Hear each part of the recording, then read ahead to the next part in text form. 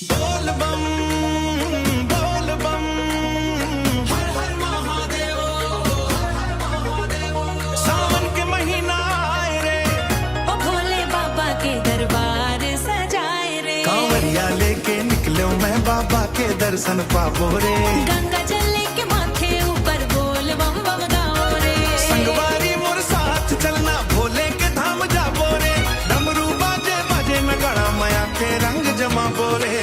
बोल बम रे बोल बम रे, भोले के नाम झूम रे। हर हर महादेव बोल के मन के दुखला बोल रे।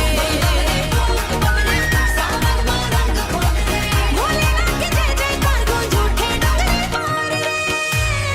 हो कांवर मोर सज के फूल ले मन मम बाबा के नामत। पाँव थके ता का डर है भोले देही आरामत। रत्ता भर संगवारी मिलही सबके एके पुकार। बम बम बोले कांवड़िया जय भोले सरकार। लाल लाल चुनरी ओढ़ के मैं घल चल हूँ संगत। बाबा के दरबार में जाके चढ़ा हूँ श्रद्धा के रंगत। ना कोई छोटा ना कोई बड़ा, बाबा के दरबार मन। जिसके मन में भोले बस के वही सबसे धनवान। बोल बम रे बोल बम रे, भोले के नाम झूम रे। मन के दुखला बोल रे।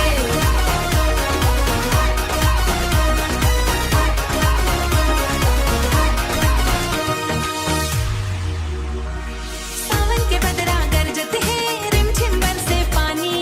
भोले बाबा के भक्ति में भींजे आज जवानी। डम